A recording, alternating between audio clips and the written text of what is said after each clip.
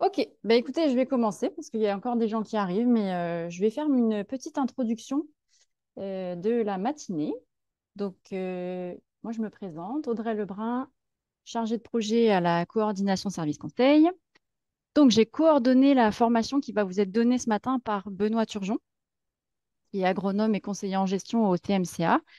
Benoît va nous présenter ses diapositives sur 1h45 à peu près. Et les dernières 15 minutes, elles seront utilisées pour faire un point sur le cadre administratif et financier de la collaboration interprofessionnelle dans le cadre du programme Service Conseil. Et ce sera présenté par Martin Larivière, qui représente les réseaux agri-conseil aujourd'hui. Donc, la formation va durer 2 heures. Comme vous l'avez vu, elle est enregistrée et le PowerPoint et l'enregistrement seront mis en ligne sur notre site web. Pendant la formation, il va y avoir des petits quiz qui vont agrémenter un peu la matinée. Et on fera une pause de 5 minutes au milieu de la formation, à peu près vers 10h15. À la fin de la formation, on vous enverra un pense-bête qui récapitule les principaux points de la collaboration interprofessionnelle, qu'on a abrégé sous le nom CIP, sous les abréviations CIP. Et on vous enverra aussi un formulaire pour savoir si vous souhaitez recevoir une attestation pour l'OAQ. Et on enverra toutes les attestations en même temps, d'ici un mois. Alors aujourd'hui, vous voyez, on est assez nombreux. Donc, on va prendre les questions dans le chat à l'écrit. Et Mélanie Dorval, qui est représentante des réseaux Agri-Conseil, m'aidera à y répondre à l'écrit. Sinon, on les abordera lors des périodes dédiées aux questions. Il y en a plusieurs dans la matinée. Et si malgré ça, il y a des questions qui sont encore pas répondues, on pourra rester 15-20 minutes de plus après 11 heures avec ceux qui le souhaitent. Et tiens, Benoît, tu peux passer à la slide d'après. Bon, ben, ça va bien. Ça ne veut pas y aller. Je vais y aller autrement. Je vais déplacer vos images. Bon, est-ce qu'il faudrait que je passe par l'autre bouton? Ouais, c'est bon, Vas-y. merci. Parce qu'on a la chance de faire cette formation en fait dans le cadre d'un projet sur l'approche interprofessionnelle pour aider l'approche interprofessionnelle des services conseils pour aider les entreprises laitières à s'adapter au changement climatique. Donc, c'est dans le cadre de ce projet-là qu'on fait cette formation, mais elle est adaptable à beaucoup de domaines divers. Et ce projet est financé dans le cadre de l'appui à la lutte contre les changements climatiques. Voilà. Et puis, tu peux passer à la slide d'après.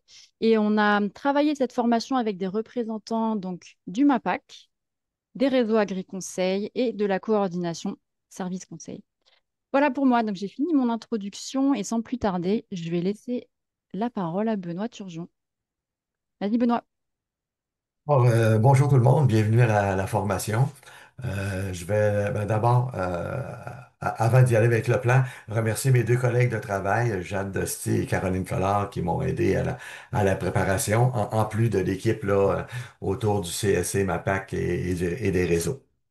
Le plan de la formation, ça va se dérouler comme suit. Donc, on va regarder des objectifs, on va parler un petit peu de définition, on va parler de situations propices à la collaboration interprofessionnelle.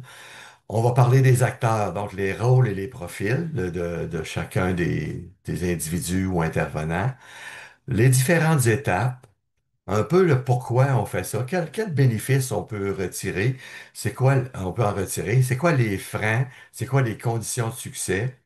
Euh, Tout au long de la présentation, il va y avoir des exemples ou des bouts d'exemples même à l'occasion, en plus des quiz dont Audrey vous a parlé. On va une très petite, très courte conclusion. Et finalement, le cadre administratif, là, comme Audrey vous en a fait part. Je débute sans plus tarder, donc. Les objectifs de la formation, c'est de partager avec vous les bases de la collaboration interprofessionnelle.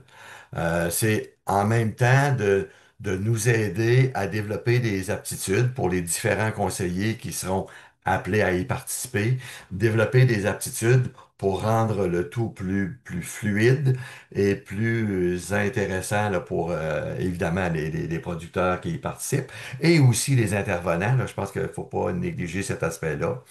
Et troisièmement, bien évidemment, c'est favoriser ce type de rencontre que chacun de nous puisse devenir des promoteurs, si on veut, des rencontres de collaboration interprofessionnelle, là où c'est possible, ou encore mieux quand la situation l'exige pratiquement. On va voir différents cas, comme je vous disais. Donc, en définition, la collaboration interprofessionnelle, le nom en dit passablement. De la collaboration entre des professionnels, entre plusieurs professionnels, et ça se peut qu'il y ait des professionnels, en tout cas, des gens de même profession, par exemple, qu'il y ait deux ou trois agronomes dans une même collaboration, mais c'est aussi entre des disciplines. Donc, on peut aussi voir euh, des comptables, des fiscalistes, des notaires, des gens en ressources humaines, en relations humaines. Donc, il y a toute une foule de possibilités sur lesquelles on va revenir aussi là, un petit peu plus tard. C'est aussi une collaboration entre des organisations parce que il se peut, non seulement il se peut, mais il est très probable que différentes organisations soient regroupées autour de la table. Bon, des conseillers en gestion, des gens qui viennent de clubs agro, ou des conseillers végétaux qui viennent de clubs agro ou d'ailleurs, des conseillers animaux qui peuvent venir d'organisations comme Lactanet ou des industries du privé. Puis même chose pour les comptables et les fiscalistes, des cabinets différents, etc. Donc, et il pourrait même aussi y avoir, à rigueur, un mentor qui participerait, un producteur mentor qui pourrait participer à ce type de rencontre-là.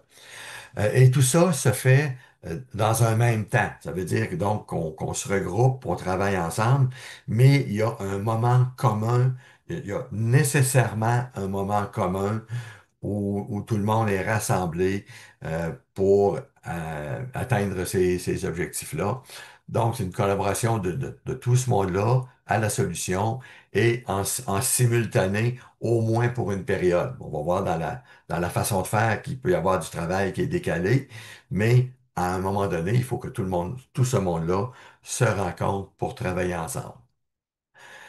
Un petit peu je sais pas si on doit dire de linguistique, mais le mot interprofessionnel, bon, il y a plusieurs mots synonymes, mais dans le secteur agricole, avec les organisations agricoles, plutôt, je devrais dire, on préfère le mot interprofessionnel par rapport à multi ou pluridisciplinaire. Pourquoi? Parce que il y a quand même plus qu'une différence sémantique là, entre les deux. L'interprofessionnel implique normalement activement chacun des participants. On peut faire des rencontres multidisciplinaires, mais où par exemple, des personnes ne sont qu'invités à assister ou à écouter, mais c'est pas des gens qui participent nécessairement activement. Bon, je connais des gens qui travaillent dans le réseau de la santé où ils en font beaucoup. Fait qu'on pouvait inviter le médecin, l'ergothérapeute, l'infirmier, le travailleur social. Puis là, je les mets tout au masculin, là, mais vous comprendrez qu'il y a beaucoup de féminin là-dedans aussi, là, et sinon plus même. Euh, mais ces gens-là sont invités à la rencontre pour un dossier, un patient en particulier, mais ne sont pas nécessairement actifs. Des fois, c'est seulement pour recevoir l'information, pour pouvoir continuer là, à l'appliquer puis être au courant, mais pas plus. Donc, il y a vraiment une activité là-dedans. Évidemment, quand on travaille en groupe, ben, ça nécessite plus d'organisation et de préparation. Puis évidemment, il faut aussi être au minimum deux professionnels là-dedans. Par contre, ce que ça permet, le gros avantage, c'est que ça permet aux producteurs et aux conseillers, aux intervenants, d'avoir une vision qui est globale, qui est partagée de l'orientation. S'il y a une décision qui est prise, une orientation qui est prise, ben, tous les intervenants partent de la même place, avec la même prémisse. On sait qu'on s'en va dans cette direction-là. Donc, c'est plus facile d'appuyer le producteur par la suite, puis le producteur n'a pas à redéfinir puis à réexpliquer pourquoi il fait ça. Tout le monde est au courant. Il y a un proverbe qui dit que seul on va plus vite, mais ensemble on va plus loin. Je pense que ça s'applique très bien là, à la collaboration interprofessionnelle. Je pense que Audrey, je te repasse la parole. On va commencer avec un premier petit quiz. Oui, exact. Donc, on voit qu'il y a 80, environ 90% des gens qui répondent transfert, plan d'affaires ou de démarrage, résolution de problèmes techniques complexes et plan de redressement. Puis après, dans des proportions un petit peu plus faibles, dans les 70% d'adoption de pratiques agro-environnementales, 50% de renégociation de dettes ou démarches purement financières, organisation des RH, et 47% qui disent rencontre entre les conseillers sans le producteur. OK. Euh, Je te je- laisse rebondir, Benoît. OK. Je ne commenterai pas nécessairement tous les résultats à tous les questionnaires, là. Mais bon, agréablement surpris de voir que finalement, toutes ces situations-là s'y prêtent, mais il y a la différence qu'il y a entre les choix de situation, c'est qu'il y en a qui sont pas, sont administratives, dans le sens qu'il y en a qui sont pas admissibles à l'option là, collaboration interprofessionnelle des réseaux. Et sinon, c'est toutes des situations qui effectivement s'y prêtent et vous allez voir qu'il peut y en avoir beaucoup d'autres.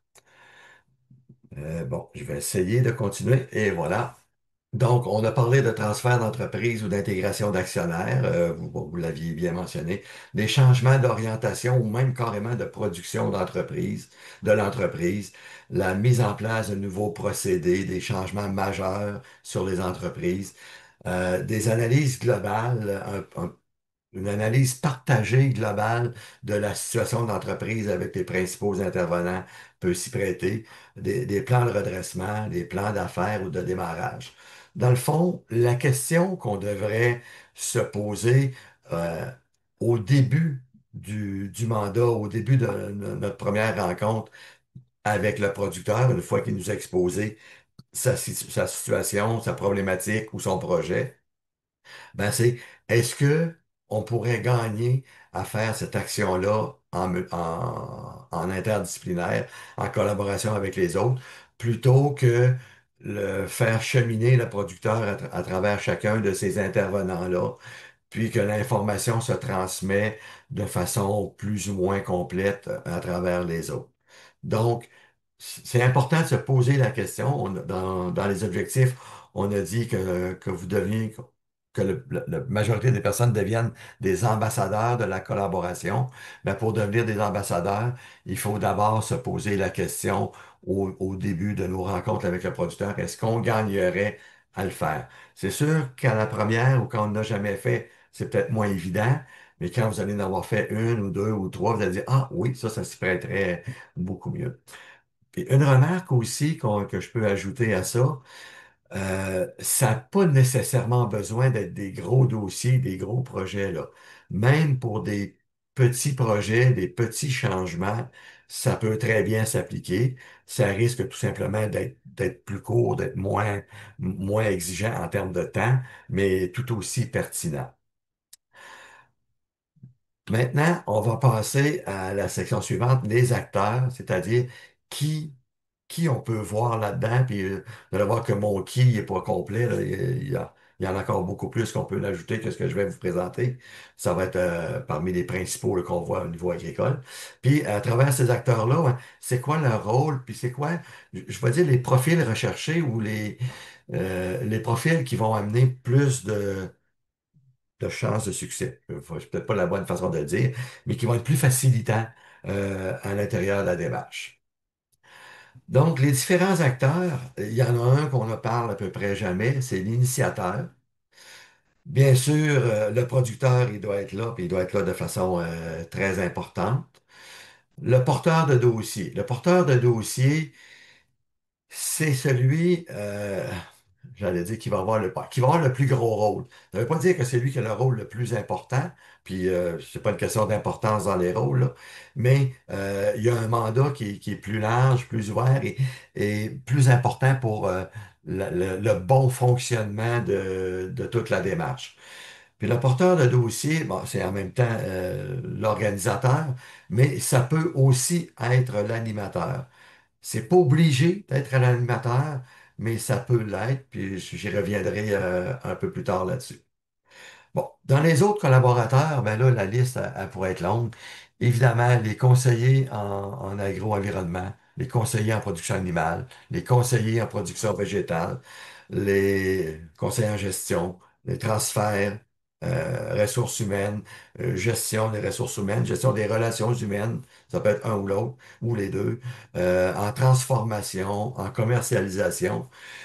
J'ai pris la peine d'inscrire aussi les autres dirigeants de la ferme parce que souvent, ça va arriver qu'on va discuter. La première rencontre, c'est on va avoir un producteur, mais ça peut être un des actionnaires qui est avec nous. Mais ici, ils sont trois actionnaires. Évidemment, c'est important que les trois soient au courant et quand on arrive à ces rencontres importantes-là, qu'ils soient là aussi. Et après ça, on peut élargir, j'allais dire, en dehors de l'agriculture comme discipline. Les créanciers, évidemment, peuvent être des acteurs très importants. Les fiscalistes, les notaires, les comptables. Il pourrait même y avoir des avocats, et des avocats qui font le même job que les notaires, mais des avocats qui font plus le droit là, de médiation ou de discussion. Donc, dans certains cas, ça pourrait aller jusque-là. Puis c'est sûr que, il y a d'autres personnes là, qui pourraient se joindre à ça selon les besoins dans le dossier. Il y a des ingénieurs que je vois que j'ai pas marqué dans ma liste là, euh, qu'on pourrait y ajouter. Euh, je vais, j'ai, ouais, je vais parler je reviendrai plus tard sur l'animateur. Euh, donc, l'initiateur, c'est qui l'initiateur? Dans le fond, ça peut être n'importe qui l'initiateur. C'est quelqu'un qui arrive, qui va probablement discuter avec le producteur, puis qui va lui dire, puis, bon, entre eux, ils échangent sur un projet ou une situation, puis peut dire à l'autre, ben, tu pourrais travailler avec telle personne ou tel type de personne, ça pourrait aider. Donc, ça peut être de provenance variable. Ça peut être un voisin, ça peut être un ami, ça peut même être le producteur lui-même là, qui est l'initiateur de sa propre démarche, dans le sens qu'il dit, ben, moi, j'aimerais ça faire ça, et je verrais deux, trois personnes en même temps. Donc, différentes personnes là, peuvent semer le germe. Le rôle, dans le fond, c'est d'amener une première discussion, expliquer un petit peu en gros c'est quoi, puis si nécessaire, de mettre en contact des personnes. Mais c'est un rôle, il ne se fait pas de rencontre, de collaboration interprofessionnelle sans qu'il y ait eu un initiateur devant. Par contre, on le nomme rarement. C'est pour ça que je l'ai amené ici. Le producteur, bien évidemment, le producteur, c'est pas un spectateur, là. Le producteur, il ne faut pas qu'il soit un spectateur. C'est l'élément central de toute rencontre de collaboration. Il s'engage, bon, il la paie, premièrement, en tout cas, il en paie une bonne partie. Il s'engage, puis il faut qu'il participe activement. Faut qu'ils sachent à quoi s'attendre en termes d'efforts, puis aussi comment ça va fonctionner. Donc, le porteur de dossier va lui dire, bon, ben, si on fait ça, voici en gros la démarche, comment ça va fonctionner, et pourquoi ça va fonctionner de telle façon. Faut en plus qu'il soit prêt à partager de l'information sur son entreprise, sur lui ou sur son équipe de travail. C'est habituellement pas un problème, mais il arrive qu'il y a de l'information plus sensible. Euh, il y a déjà eu, dans les années 2010, 2012, 13 à peu près, un programme de stratégie pour les fermes bovines, ovines, porcines en difficulté financière, où la collaboration interprofessionnelle était obligatoire. Ben, il y a des producteurs, puis là, les invités, les participants autour de la table, c'était choisi à travers la liste que je vous ai donnée tantôt. Mais il y a des producteurs pour qui est étalé, par exemple, l'état des dettes ou la liste des dettes à travers, avec le créancier, évidemment, il n'y a pas de problème, avec le comptable, avec le conseiller en gestion, ça allait bien. Mais quand il arrive avec un fournisseur, ben, il y a de la réticence. il peut y avoir de la réticence, pardon. Donc, à ce moment-là, faut juger, est-ce que c'est vraiment pertinent? Est-ce qu'on a absolument besoin de le faire avec tout le monde? Puis, il y a moyen de s'organiser à travers ça. Des fois, ça complique un petit peu les choses, mais il faut quand même respecter là, la volonté du producteur à l'intérieur de ça. Évidemment, une des plus grandes tâches du producteur, c'est lui qui va prendre les décisions, là. On n'est pas là pour décider autour de la table. Tout le comité est là pour l'aider, amener l'information, euh, j'allais dire, essayer de l'influencer, puis le terme est pas bon. C'est lui donner toute l'information par rapport à différentes options, mais c'est lui qui va prendre les décisions. Les décisions, il y en a au moins trois, là.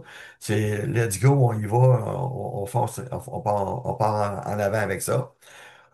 On y va, mais lentement ou carrément il refuse. Il a le droit de ne pas prendre, de ne pas aller dans cette direction-là, et ça fait partie de son droit légitime. Donc, c'est quelqu'un qui est actif au moment des rencontres de collaboration, mais qui est aussi actif par la suite, évidemment dans la réalisation, c'est chez lui, et dans le suivi qui va se faire. Un autre acteur important, le porteur de dossier. Évidemment, le porteur de dossier, euh, ça va être quelqu'un, ben, on espère que ça va être quelqu'un qui a un leadership collaboratif, quelqu'un, ben, ça va habituellement être quelqu'un en qui le producteur a vraiment confiance. Ça va être assez rare que le producteur va donner ce mandat-là à quelqu'un à un intervenant à qui il n'aurait pas ben confiance. Il va le donner à quelqu'un de confiance. Mais il faut aussi que cette personne-là sache développer un lien de confiance à travers l'ensemble des intervenants autour de la table. Puis ça ne veut pas dire que c'est toutes ces chambres, là.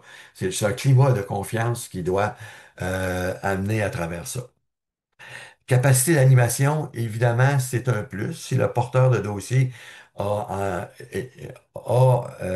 et est capable en même temps et d'animer et de jouer son rôle de conseiller en gestion, de conseiller agro ou de créancier. En tout cas, s'il est capable de faire les deux rôles en même temps, bon, c'est un plus. Ça fait une personne de moins autour de la table. Mais en même temps, si on n'a pas une personne qui est en mesure de le faire, ça vaut la peine d'ajouter un animateur, une personne de plus, dont le seul mandat sera d'animer. Et plus les dossiers sont, j'allais dire, litigieux ou difficiles, euh, plus ça peut devenir important d'avoir un animateur pour s'assurer vraiment du bon fonctionnement. Euh, Puis souvent, le porteur de dossier, puis là je dis souvent, puis c'est pas obligatoire, mais c'est quelqu'un qui va avoir une vision, c'est un des intervenants qui va avoir une vision plus globale de l'entreprise, plutôt que, j'allais dire, un conseiller technique spécifique là, dans un des secteurs. Donc, on va souvent voir les conseillers en gestion, les conseillers en transfert, les créanciers, ça pourrait être les comptables aussi, quoique souvent les comptables ont une vision plus restreinte que ce qu'on peut avoir.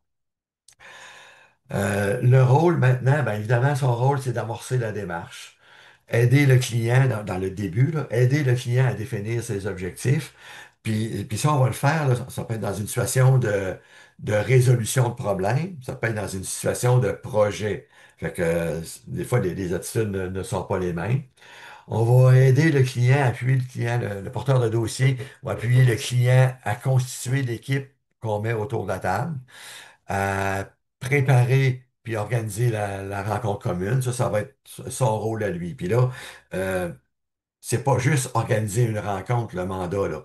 C'est de s'organiser pour que tous les intervenants soient prêts à la rencontre.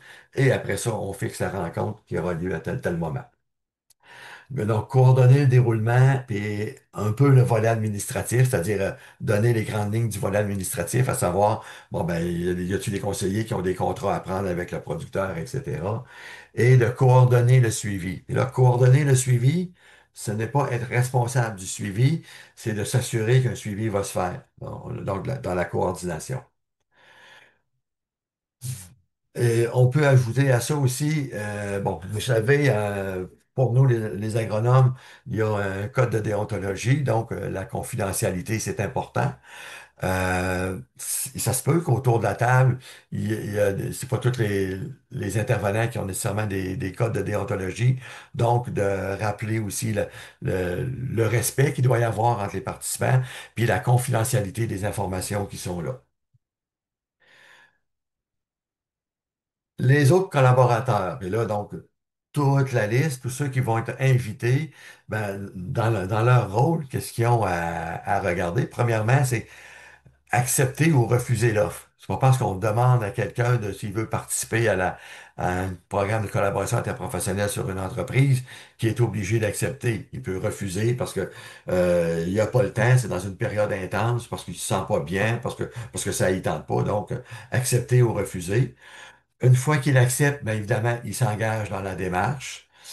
Et là, les mandats qu'on va lui donner peuvent être très différents. Par exemple, il peut avoir à réaliser un diagnostic avant la rencontre. Par exemple, un conseiller au niveau des champs. Si on se présente sur une ferme, ça va arriver, puis qu'il n'y a à peu près pas de conseiller champ sur la ferme, puis qu'on dénote une lacune importante à ce niveau-là. Ben, la première chose qu'on va faire, c'est suggérer aux producteurs de se trouver un conseiller au niveau des champs. On va lui demander de réaliser un diagnostic qui pourra, après ça, être apporté à la rencontre de collaboration. Ça peut être aussi un intervenant qu'on ne demande pas de réaliser un diagnostic avant, mais seulement d'apporter son expertise lors de la rencontre. Donc, deux rôles, pas nécessairement, ben, qui peuvent être complémentaires, mais qui peuvent être différents aussi. Évidemment, fournir la documentation nécessaire là, s'il y a lieu. Puis si tu t'engages à participer, bien évidemment, tu participes à la rencontre interprofessionnelle comme telle. Là. S'il fait partie de la démarche, puis que la rencontre est fixée le 15 novembre, puis que le 15 novembre, il se présente pas, ben mettons que c'est pas nécessairement gagnant là, pour personne. Je pense qu'on a un autre quiz qui suit ça, si je me rappelle. Non, Non, non, tu peux OK. laisser la diapo d'avant. Ouais. Là, si vous avez des questions, on a 5 minutes. Sinon, si vous n'en avez pas, on passe au point suivant. Mais si vous avez des questions que vous souhaitez poser à l'oral ou à l'écrit, comme vous voulez. S'il n'y a pas de questions, on peut passer sur les acteurs. On peut OK. passer. Ben, ces questions et commentaires, je vais me permettre un commentaire dans ce cas-là que j'ai sauté tout à l'heure sur le rôle d'animateur. C'est une anecdote, dans le fond, que je vais vous conter. Il y a une quinzaine d'années, on a engagé, ben, justement, dans le temps du programme de stratégie, on a engagé un nouvel agronome, un jeune agronome chez nous. Il travaillait avec moi, on se partageait la clientèle. Puis il était impliqué dans un cas du programme de stratégie. Puis c'était son dossier, donc c'est lui qui s'en occupait, puis c'était bien correct, là. Puis la journée même de la rencontre interprofessionnelle, juste avant dîner, je dis, bon, ça va, t'es prêt pour ta rencontre? Il dit oui, oui, mais il dit, de toute façon, tu vas être là. Il dit, c'est à moi que tu vas être là. Ben, j'ai dit non, je suis pas prévu d'être là, c'est ton dossier. Ben là, il dit, non, il dit, c'est pas moi qui anime cette rencontre-là, là. C'était un jeune conseiller, puis il commençait. Puis il dit, je vais en avoir assez de mes pénates, là, à parler. Je maîtrise mon dossier, mais je vais pas l'animer. Fait que, bon, j'étais capable de me libérer pour l'après-midi, puis je l'ai animé. Puis ça a très bien été, puis je peux vous dire qu'après ça, il a été capable d'en animer, mais en tout cas, il a eu le bon sens de dire, un peu, non, non, je me sens pas à l'aise de faire ça. Moi, je m'en étais pas mêlé parce que c'était pas vraiment mon dossier, là. Mais c'est important. Donc, si on se sent pas à l'aise, on n'est pas obligé. Et je ne sais pas si ça se fait encore, mais moi, j'ai déjà vu les directeurs de réseau Agri-Conseil accepter d'animer des rencontres là, dans certains cas, là. Je ne sais pas s'ils le font tous, puis s'ils ont le temps de le faire, là, mais je sais que ça s'est déjà vu. Mais si c'est pas eux autres, s'il y a moyen de trouver, si on a besoin d'un animateur, faisons les efforts pour en trouver un. Maintenant, les phases de la collaboration interprofessionnelle, pardon. La première phase, évidemment, c'est une phase organisationnelle. Donc, l'analyse du besoin avec le producteur, ça va se faire entre le producteur, le porteur de dossier et très souvent le réseau Agri-Conseil. Et là, on est souvent dans une situation de problématique ou de projet. Puis des fois, c'est des projets qui virent en problématique, là, mais euh, on le voit à l'usage ou à l'usure. Il faut constituer l'équipe interprofessionnelle. Donc, il y a des choix à faire. Les choix, on va les faire selon la nécessité, selon la pertinence et selon l'expertise. Euh, bon, évidemment, s'il y a des intervenants déjà, par exemple, on a besoin d'un conseiller en agro, il y en a déjà un sur l'entreprise. Le but, c'est pas de le mettre de côté puis d'aller en chercher un autre. On va travailler avec les intervenants qui sont déjà en place sur la ferme la plupart du temps, à moins que le producteur dise ou mentionne, ouais, mais lui, j'aimerais peut-être mieux que ce soit pas lui. S'il y en avait un autre, j'aimerais ça. Ben, on essaiera de voir d'abord le pourquoi. Puis, ben, s'il y a possible de faire changer, le producteur a évidemment libre choix à l'intérieur de ça. Encore évidemment, faudra-t-il en trouver un autre, puis qui sera, j'allais dire, un peu de surprise pour le producteur là, s'il ne le connaît pas. Mais ça s'est déjà vu, puis je me rappelle d'un cas où le producteur avait changé d'intervenant de par son fournisseur d'intrants là, dans l'alimentation. Ça faisait probablement 8 10 mois qu'il était avec le nouvel intervenant. Puis, bon, sans dire qu'il était insatisfait, ça allait pas aussi bien qu'avec son intervenant d'avant, selon lui. Fait qu'en même temps, il en a profité pour changer d'intervenant. Il a demandé à l'organisation, à la meunerie en question, est-ce que je peux avoir quelqu'un d'autre dans mon dossier pour m'appuyer? Donc, le producteur a vu là une opportunité pour faire un changement en même temps. Est-ce que c'était le bon moment de le faire ou pas, évidemment, ça va dépendre des cas, mais ça peut arriver. Si c'est une absence d'expertise qui n'existe pas sur l'entreprise, ben évidemment, là, le porteur de dossier ou le réseau Agri-Conseil, on va faire des suggestions, on va aller chercher les références, qui pourrait le faire, contacter ces personnes-là, est-ce qu'ils ont le temps, est-ce qu'ils acceptent un mandat, et si oui, on continue avec lui. Toujours dans l'organisation, ben, on va élaborer le ou les mandats. Je dis le ou les mandats parce que il y a un mandat général, c'est de régler une problématique ou de réaliser un projet. Mais à l'intérieur de ça peut découler un mandat plus spécifique pour un conseiller en agro, un mandat plus spécifique pour un ingénieur, un mandat plus spécifique pour certaines personnes. Donc, élaboration des mandats, le partage de ces mandats-là à l'ensemble des participants, c'est-à-dire que le porteur de dossier va confirmer aux intervenants là, sélectionnés, entre guillemets, ben, qu'est-ce qu'on s'attend d'eux autres. On va discuter avec le producteur sur le partage d'informations. Sur le partage ou le non-partage, parce qu'habituellement, on va dire on partage j'allais dire l'ensemble de l'information. Le but, c'est d'avoir une vision claire de l'entreprise pour tout le monde. Plus on retient l'information, ben moins on va peut-être avancer. S'il y a comme je mentionnais tout à l'heure, un refus particulier, ben il faudra essayer de jongler avec ça. Euh, Moi, je me rappelle dans le temps du programme de stratégie, on a fait quelques rencontres où à la première partie, lors de la rencontre interprofessionnelle, à la première partie de la rencontre, on était par exemple 3 intervenants parce qu'on parlait entre autres des finances. Puis une fois qu'on avait parlé des finances, on demandait à 2 autres intervenants, mais d'arriver pour 2 heures et quart, supposons, parce qu'il y a une partie que le producteur ne voulait pas partager. Comme je dis, là, c'est pas nécessairement souhaitable, mais ça fait partie là, de la réalité. Et ensuite, évidemment, rédaction et signature des contrats. Là, on travaille avec des mandats, avec des contrats. Tous ceux qui sont affiliés au réseau vont nécessairement là, avoir un mandat à faire. Puis vous verrez dans l'aspect administratif, là, comment ça peut se faire. Puis ceux qui ne sont pas nécessairement impliqués via le réseau Conseil, ben, leur façon de travailler, est-ce qu'ils travaillent avec des contrats ou pas, évidemment, là, ça dépend. Ils ont chacun leur façon de procéder. La phase suivante, on rentre plus dans le travail individuel. Une fois qu'on a expliqué envers chaque intervenant ce sur quoi on s'attendait de lui, ben, cet intervenant-là, ce conseiller-là, il va se préparer. Ça peut être qu'il va faire un diagnostic préliminaire, il va faire une proposition de travail, fait que chacun va travailler bon, chez lui ou avec le producteur pour mettre son plan de match ou son relevé ou son diagnostic sur papier pour être capable d'en faire une présentation succincte là, au travail, mais que tout le monde soit au diapason.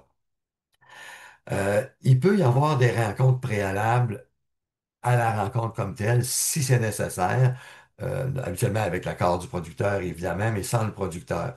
Faut comprendre que ces rencontres-là, ben souvent, ça va être de l'éclaircissement sur le besoin ou des choses comme ça. Voici ce que j'ai fait, ça a été du bon sens. Le but, c'est de pas de faire la rencontre avant, c'est juste de s'assurer que le travail va pas avance rondement, mais répond à ce qu'on s'était donné là, au mandat comme tel. Donc, du travail individuel de chacun. Puis, euh, je vais vous donner un exemple plus loin, mais tout ça, ça se fait pas dans 2 semaines, là. Ça se peut qu'il se passe 6 mois entre l'étape 1 et l'étape 3 là. Puis on verra pourquoi dans l'exemple que je vais vous montrer tout à l'heure. Après ça, on arrive vraiment à la partie où la plus collaborative, au moment de la rencontre interprofessionnelle.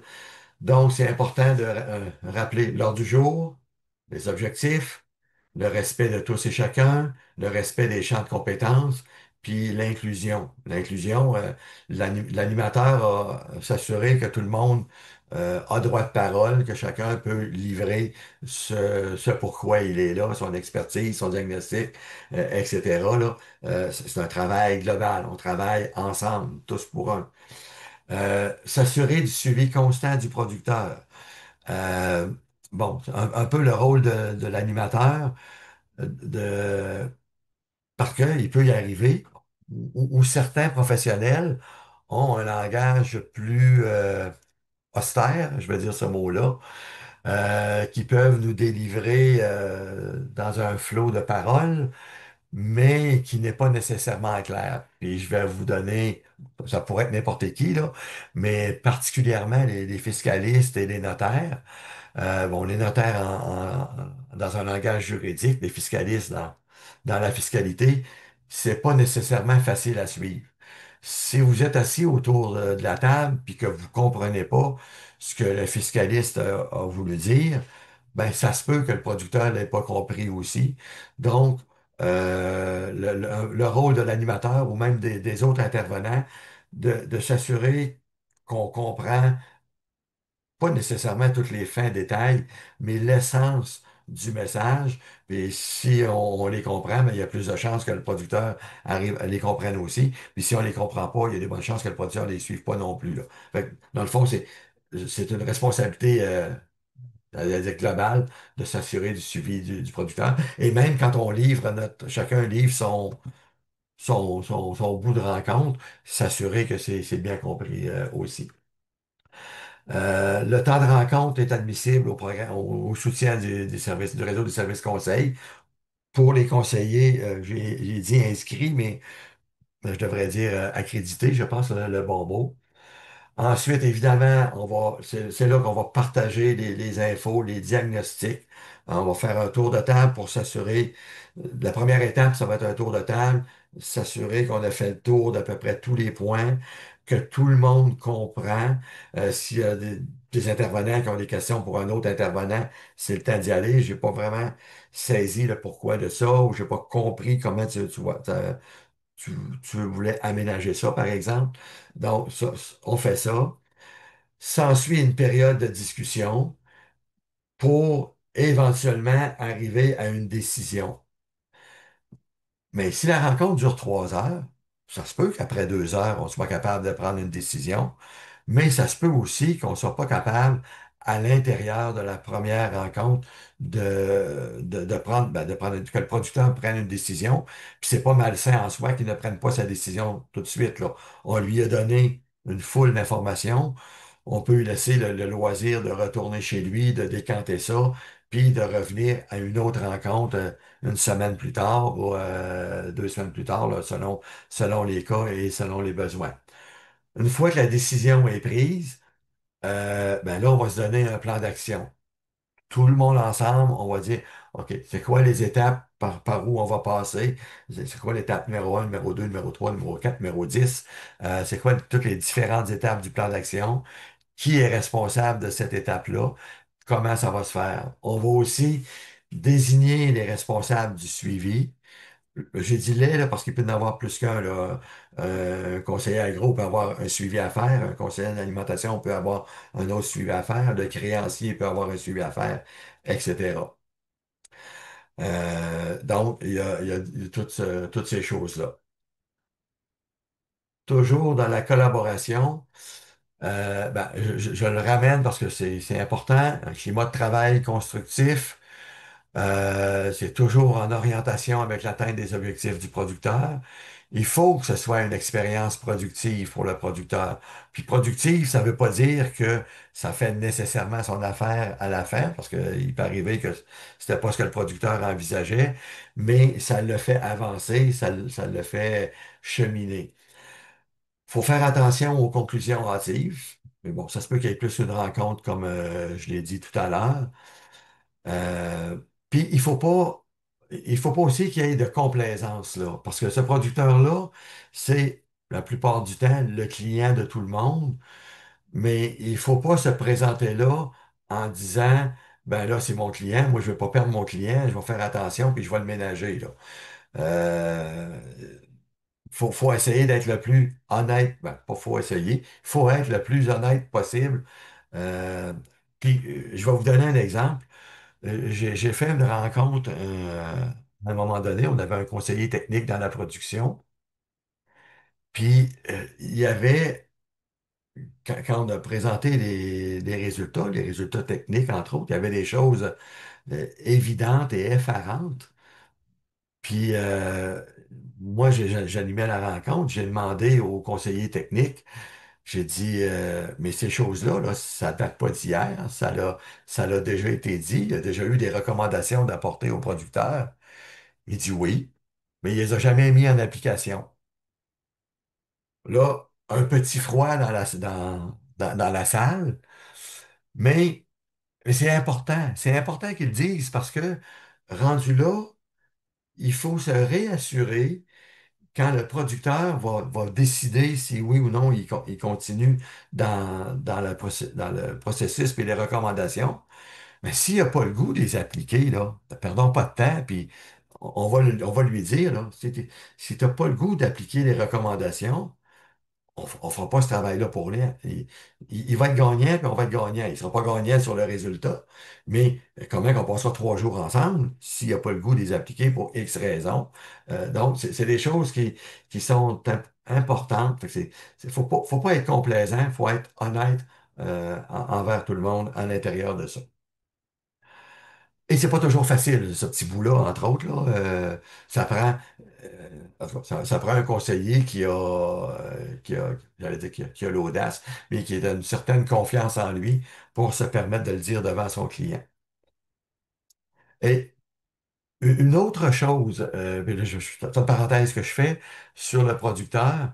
On suit tous nos producteurs, puis on discute avec eux autres dans notre champ d'intervention. Puis ça va arriver des fois que le producteur va nous dire, ben, tu lui demandes pourquoi tu fais ça de cette façon-là. Ben, puis il va te répondre, ben, c'est mon vétérinaire qui m'a dit de faire ça de même, ou c'est mon conseiller technique qui m'a dit de faire ça de même. Puis évidemment, moi, quand il me dit ça, ben, je suis pas capable de juger les recommandations que, par exemple, le vétérinaire a fait. Mais quand on arrive ensemble autour de la table, puis que le vétérinaire dit, non, non, c'est pas ça tout que j'ai recommandé. Oh, là, parce que le producteur peut ajuster sa version des faits ou peut nous contenter avec des réponses un peu faciles comme ça. Puis évidemment, ben, on arrête la discussion là. Alors que quand on le fait en rencontre globale, ben là, on peut pas vraiment se défiler là, à part que d'abord j'ai mal saisi ou j'ai mal compris, là. Et si c'est le cas, puis ça peut être le cas, on peut tout simplement, bon, est-ce que aujourd'hui c'est plus clair dit de cette façon-là, puis c'est quelque chose qui est facile à mettre en action ou pas, pour toujours avancer puis aller plus loin. Dans le plan d'action maintenant, ben là, j'ai ramené un qualificatif ou un acronyme que vous connaissez probablement tous. Un plan d'action, ça doit être SMART. Donc, spécifique, on identifie vraiment ce qu'on veut. Mesurable, c'est pas juste ce qu'on veut, c'est combien on veut. Donc, ça va me donner quoi à l'autre bout? Ça donne des kilos de lait, ça donne des kilos de porc, ça donne des dollars. C'est qu'est-ce qu'on veut? Quand est-ce qu'on va dire qu'on a atteint l'objectif? Ça va être quoi notre mesure pour ça? C'est atteignable, puis c'est réaliste. Puis, je vais vous dire la différence que je fais entre atteignable et réaliste. Atteignable, si on parle, je sais pas, d'un rendement de 4 tonnes à l'hectare dans le soya, par exemple, parce qu'on était dans un problème de culture, c'est atteignable. 4 tonnes à l'hectare, il y a du monde qui font ça. Mais si mon producteur il est situé dans les Hautes-Bellechasse, sur des sols plus ou moins riches, est-ce que c'est réaliste de penser faire 4 tonnes à l'hectare avec lui? Probablement pas. Donc, en fonction des ressources qu'il y a au niveau de l'entreprise, est-ce que l'objectif qu'on a donné, oui, est atteignable, mais est-ce qu'il est réaliste pour la ferme? Peut-être que non. Donc, faire la distinction entre les deux. Et évidemment, on se donne combien de temps pour atteindre cet objectif-là? C'est-tu pour dans 3 mois? Ou pour dans 3 ans, ou pour dans 5 ans. Parce que, encore là, vous allez voir qu'à travers les exemples, il y a des choses qui peuvent être très, très, très longues. Donc, on a défini des objectifs. On nomme, on va faire un suivi, puis il y a un responsable de faire le suivi. Si c'est dans le champ, ça sera le conseiller agro. Si c'est dans l'étable, ça sera le conseiller technique ou le vétérinaire, peut-être. Mais il y a un responsable qui va retourner mesurer, qui va faire un rapport au groupe, puis on met des dates. Quand est-ce qu'on peut logiquement s'attendre à des résultats? Ben, si on a dit dans 3 mois, ce responsable-là va aller vérifier là, son suivi. Rétroaction au groupe, on partage avec le groupe les informations qui en découlent, c'est-à-dire les suivis qui en découlent. Bon, aujourd'hui, il y a différents moyens, là. Ça peut être un groupe d'email, ça peut être un messenger, mais un moyen facile que l'information se rende à tout le monde. Puis pour ceux qui la reçoivent, ça peut être aussi simple que le vétérinaire dit, bon, je devais faire un suivi après 3 mois, le suivi est fait aujourd'hui, on visait tel objectif, l'objectif est atteint, l'objectif est à demi-atteint, puis on va continuer la démarche. C'est correct, tout le monde est au courant de ce qui se fait. On va aussi partager les contraintes ou les difficultés rencontrées. Puis évidemment, on peut définir une deuxième rencontre, une troisième rencontre ultérieurement pour euh, soit relancer le processus, soit faire une mise au point de ce qui est en marche. Puis quand on est dans le suivi, c'est encore là au niveau administratif, mais aussi admissible au soutien du réseau.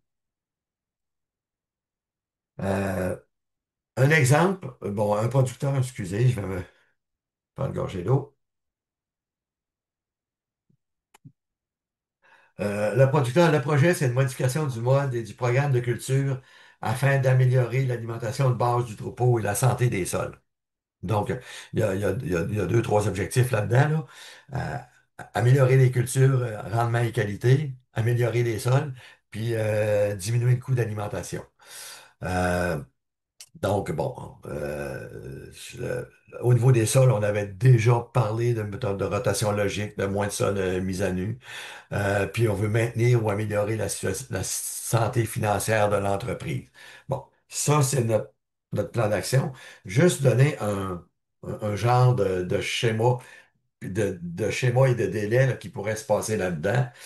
Bon, l'échéancier 1, la première chose qu'on pourrait demander, c'est au conseiller d'alimentation, ben, évaluer le besoin en quantité et en qualité du fourrage qu'il aimerait obtenir pour nourrir le troupeau. Ça, c'est son mandat de la semaine 1.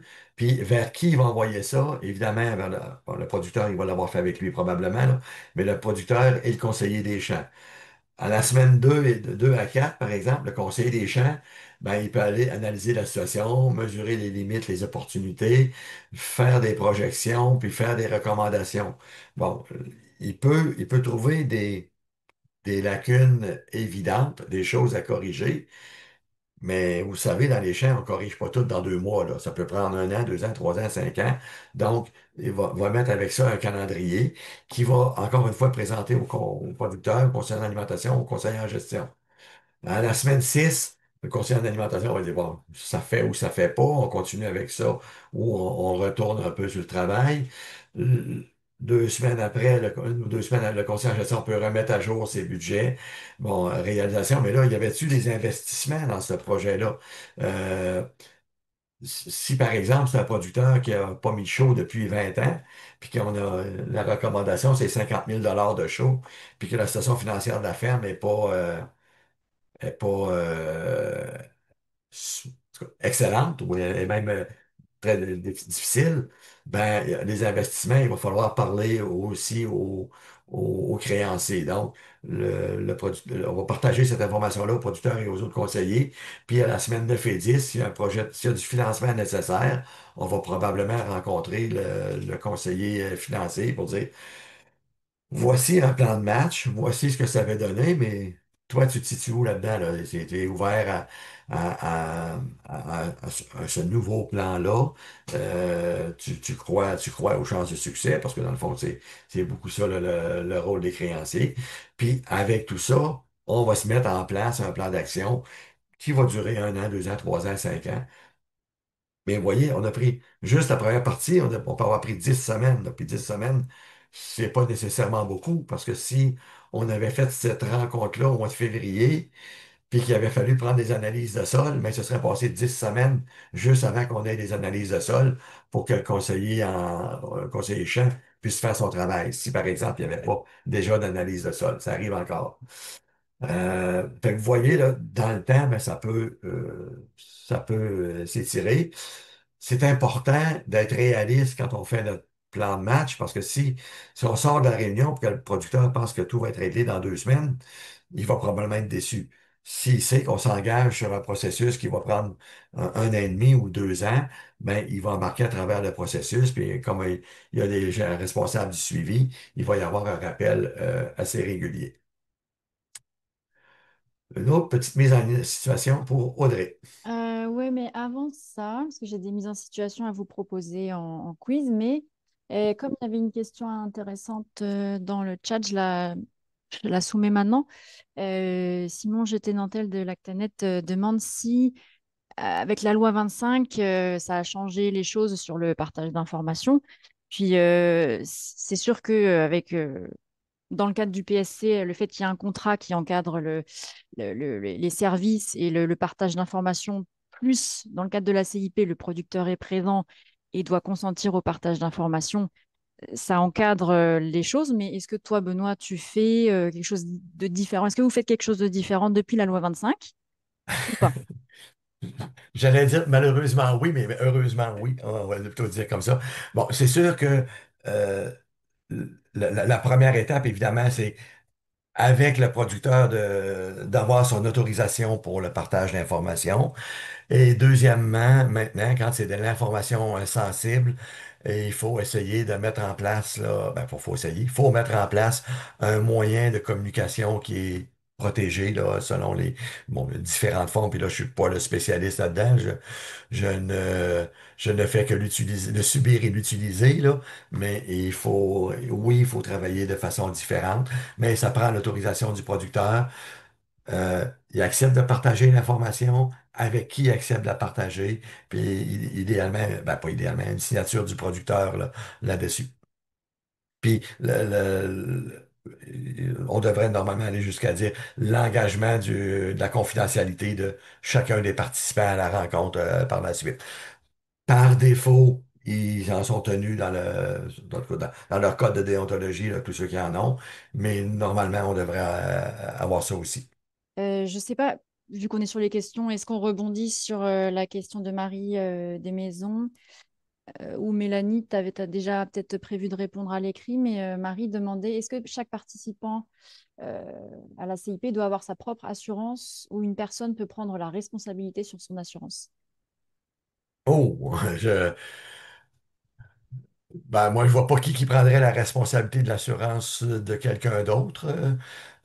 Chaque professionnel est normalement responsable de ses actes. Le seul cas, c'est euh, si un technicien travaille sous la supervision d'un agronome, ça va passer sous celui-là. Mais sinon, chacun est responsable de ses actes. C'est pas le porteur de dossier qui va prendre la responsabilité de tout le monde dans un dossier, là, assurément pas, là.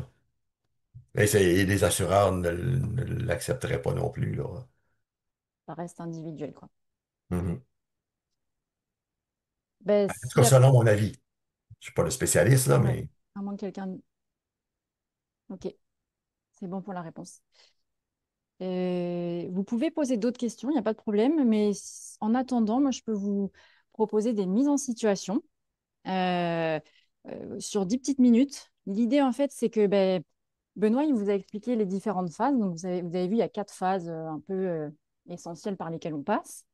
Et on vous propose des mises en situation sur... on a choisi 3 phases. Et donc, je vais vous proposer les mises en situation une par une. Donc, c'est vraiment des cas fictifs, hein. Alors, je vous les propose et l'idée, c'est que vous puissiez voir quelle serait la prochaine étape selon vous. C'est un peu ça la question. Et n'oubliez pas, vous pouvez agrandir votre écran. Voilà, c'est peut-être plus simple vu que il y a un petit peu de texte. Je vous partage les résultats. Donc, c'est intéressant de voir que c'est assez varié. Est-ce que vous voyez les résultats? oui. Ouais. Ok, donc parce qu'il y a plein de couleurs là, mais en gros, moi, ce que je vois, c'est que les gens ont majoritairement décidé d'identifier le besoin du producteur en premier. Ensuite, en majorité, les gens décident d'identifier un porteur de dossier. En troisième point, les conseillers proposent de constituer l'équipe interprofessionnelle. Ensuite, ben, c'est un peu égalité, mais il y a planifier une rencontre et définir les mandats. Mais le définir les mandats viendrait plutôt à la fin, dans la majorité des cas. Voilà. Est-ce que tu veux rebondir là-dessus, Benoît, ou on passe C'est sûr que et clarifier le besoin, si le besoin, c'est de dire de faire un comité interprofessionnel, il pourrait venir au début. Sinon, il devrait probablement s'identifier un porteur de dossier au début, clarifier le besoin dans un deuxième temps. Constituer l'équipe, quel mandat on donne à qui, et finalement terminer avec la rencontre, là. Ok. À moins que en tout cas, si de définir des mandats a été pris, comme c'est quoi le plan d'action, mais c'est les mandats de chacun des intervenants, là, il devrait venir évidemment avant la rencontre. Ok. Alors, donc ça, c'était vraiment une petite mise en situation sur le début un peu d'une CIP, sur la phase d'organisation. Je vais arrêter le partage et je vous propose la deuxième mise en situation qui est plutôt sur la phase de collaboration. Je partage les résultats. Est-ce que vous voyez le partage? Oui. Ok. Donc, vous voyez qu'il y a... qu'est-ce que les gens feraient dans ce cas-là? La majeure partie des gens recentreraient sur les besoins du producteur ou proposeraient un tour de table et l'écoute active qui viennent un peu en premier. Ensuite, il y a le fait d'encourager une animation par le porteur de dossier, par la moitié des participants. Le fait de valoriser la complémentarité des conseillers. Puis, en avant-dernier point, rappeler l'ordre du jour. Et il y a une personne qui partirait de la rencontre. Euh, si je peux me permettre, il est clair il y a un problème de fonctionnement dans cette rencontre-là. Et il y a quelqu'un qui n'a pas joué son rôle. Est-ce que le rôle était effectivement attribué à quelqu'un? Est-ce que le porteur de dossier était animateur ou est-ce qu'il avait engagé ou nommé un animateur? Mais il y a eu un problème dans ce sens-là. Sinon, les réponses sont tous bonnes, pas sauf le partir de la rencontre, mais parce que ça. Ça pourrait aller jusque-là, effectivement, mais quelqu'un qui part de la rencontre, ce serait bien qu'il justifie sa raison de partir de la rencontre et d'expliquer que lui n'est pas prêt à travailler dans un climat où le respect et la confiance ne sont pas là, là. Puis c'est un droit, là, c'est un droit légitime, là, mais ce serait bien de le mentionner là, avant de quitter. Ok, merci tout le monde en tout cas pour votre réactivité. Et je vais passer à la dernière mise en situation qui là est plutôt sur la phase de suivi, qui est une phase aussi avec beaucoup d'enjeux. Donc, je lance la dernière. Est-ce que vous voyez la question? Oui, Ok. Je sais pas si on m'entend. oui, Oui, OK. En tout cas, c'est que ce dernier questionnaire, je m'appelle Alain Lemieux, en passant. Sur le dernier questionnaire, je sais pas, il fallait choisir juste une réponse. Et c'est ça. Je pense que si je les avais classés en ordre de 1 à 5, là. Je m'excuse. Mais genre, pour la même partir de la rencontre, ça venait de moi. Mais c'est ça. En fait, Yep. je pense que ce qui est important, c'est surtout le porteur de dossier qui est comme un peu un médiateur là-dedans, puis un peu un genre de chef d'équipe. En tout cas, c'est mon commentaire. Merci Alain. Voici les résultats. Donc là, il fallait un peu choisir, selon vous, ce qui vous semble plus pertinent pour chaque rôle. Donc le porteur de dossier, la plupart des gens l'encourageraient à programmer une rencontre de suivi. Le producteur, lui, pourrait relancer le porteur de dossier, pour la majorité. À chaque fois, je parle de la majorité. Et les autres conseillers pourraient, eux, évaluer ce qui bloque et identifier des solutions alternatives en majorité. si je peux me permettre un commentaire. Bon, évidemment, il y a quelque chose qui a cloché dans ce système-là, c'est qu'il n'y a pas de suivi de fait. Je vous donnais un exemple tout à l'heure de quelque chose qui n'a pas marché. Ben, pour une raison évidente, il n'y a pas eu d'action de fait au printemps. Mais le responsable du suivi au champ, il y avait, normalement, dans le plan d'action, il y avait des actions, il y avait une date. Le responsable du suivi au champ aurait dû aviser les membres du groupe dans un premier temps il y a pas eu il y a pas eu de rencontre, il n'y a pas eu de travaux de fait à cause de la condition.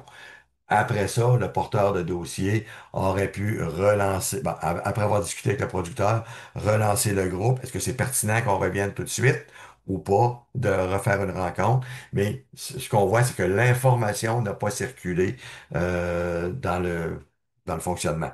Euh, le, le suivi, le suivi est probablement le maillon faible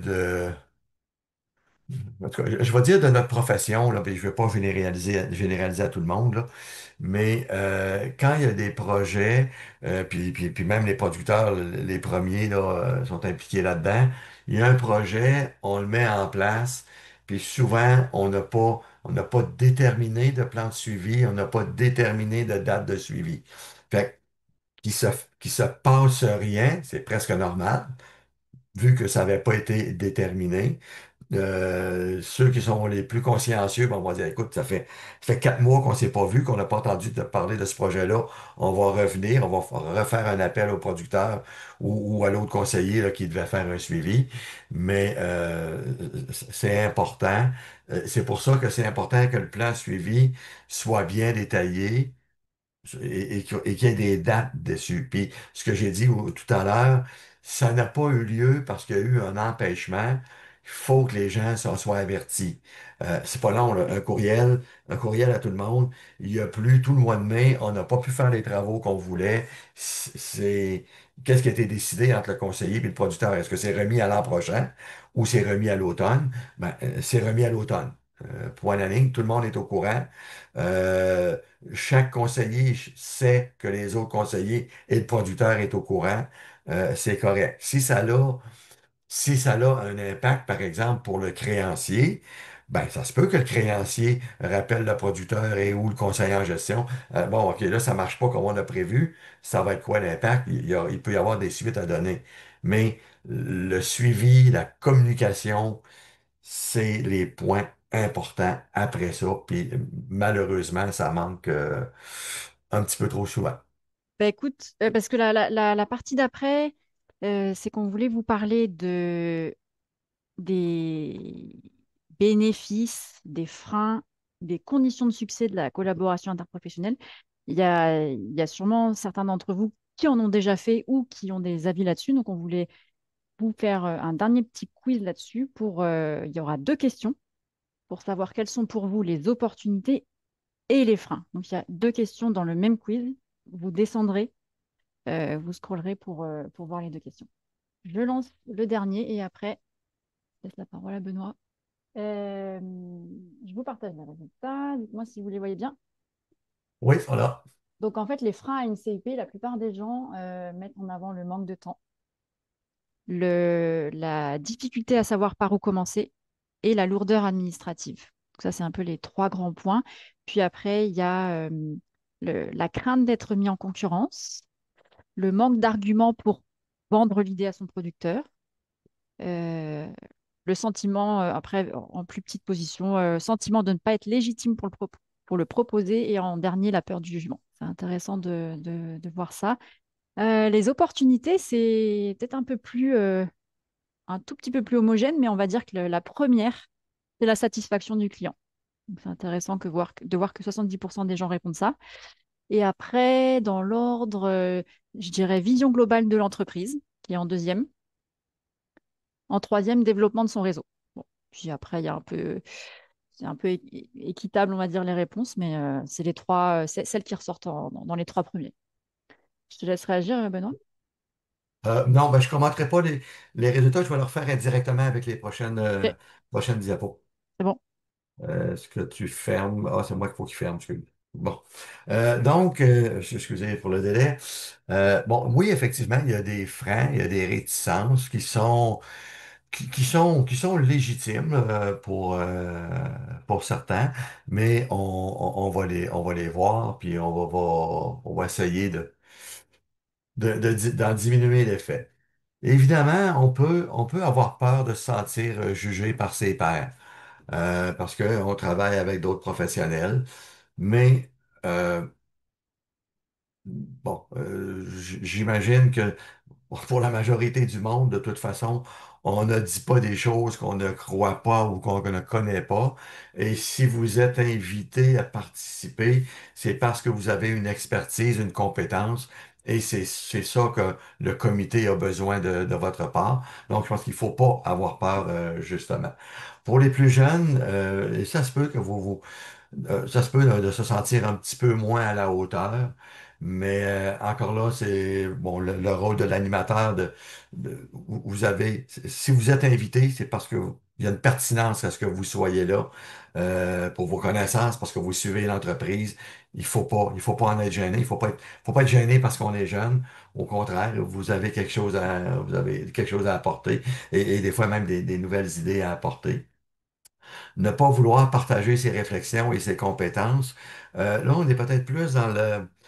Des fois, il y a des gens qui ont développé des méthodes de travail, puis ils essaient de les garder un petit peu jalousement pour eux autres. Encore là, l'objectif, c'est d'aider le producteur. Si vous avez accepté le mandat au début, ben, ce qu'on vous demande, c'est d'y participer. Ne pas se sentir à la hauteur pour animer ou organiser. Bon, celle-là, je dirais, je la comprends très bien. Si votre première rencontre interprofessionnelle, vous avez jamais assisté, puis qu'on vous demande d'être le porteur de dossier puis de l'animer, vous avez le droit d'avoir une crainte, puis vous avez le droit de refuser cette responsabilité-là, mais de dire que vous êtes prêt, par exemple, à en organiser une partie, mais pas à l'animer, supposons, si c'est nécessaire. Puis il faudra trouver avec le producteur, avec le réseau, quelqu'un pour animer la rencontre. Le rôle d'animateur est un rôle important à la contribution, à la bonne démarche de la rencontre. Si vous vous sentez pas à l'aise pour le faire, ayez pas peur de le dire. Si vous vous sentez à l'aise, osez le faire. Puis quand vous allez avoir participé à une, deux ou trois, ou en tout cas quelques rencontres interprofessionnelles, vous allez dire, ah, OK, c'est ça, ça, ça. Bon, oui, oui, je pense que je suis capable de faire ça, je suis capable d'être à la hauteur. Une certaine concurrence, c'est sûr qu'il y a il y a des professionnels qui se côtoient un petit peu dans les rôles à l'intérieur de la même entreprise des fois. Mais le but de la rencontre, c'est pas de mettre personne en concurrence, c'est de mettre les personnes en complémentarité. Il faut venir dans cet esprit-là. Vous êtes là parce que vous amenez quelque chose de plus que l'autre ne peut pas amener. Et c'est ça que le producteur a décidé d'avoir lors de cette participation-là. Perte d'influence sur le client. Euh, En agriculture comme ailleurs, on a des gourous. Des gourous, pour moi, là, c'est le conseiller ou l'intervenant à qui le producteur se réfère pour n'importe quoi, même si c'est pas son champ d'intervention. Euh, je vais vous donner un exemple. Dans notre région, on a un comptable que tout le monde connaît, qui est de ce type-là. Il y a un ascendant très, très, très, très, très fort sur la plupart de ses clients producteurs. Et c'est difficile de travailler avec lui parce que il n'a que sa vision, que sa façon de faire et que sa réflexion qui est bonne. Donc, quand on le sait, à la rigueur, on peut ne pas l'inviter et voir, là, évidemment, avec le producteur, là, puis discuter du pourquoi avec le producteur. Sinon, au moins d'aviser l'animateur quel type de personne on a autour de la table pour que l'animateur soit en mesure de le contrôler. Puis là, quand je dis le contrôler, là, je veux pas dire qu'il n'a plus le droit de parler puis qu'il n'a pas le droit de donner son avis professionnel, mais il faut que la parole soit distribuée à tout le monde et que tout le monde puisse intervenir et que tout le monde se sente à l'aise de parler, même devant cet individu-là.